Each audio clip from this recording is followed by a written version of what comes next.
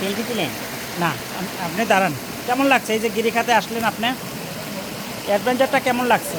অনেক ভালো, এত সুন্দর এর আগে আমি কখনো করি নাই। আচ্ছা, এখানে খুব মানে যেমন দেখতে ভয়ানক মনে হয়, তারপরেও কিছুটা অনেক ভয়ানক আসলে।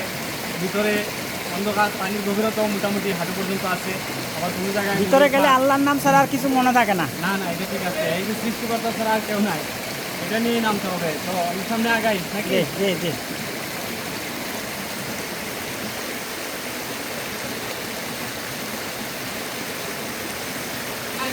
হ্যাঁ, যান যান।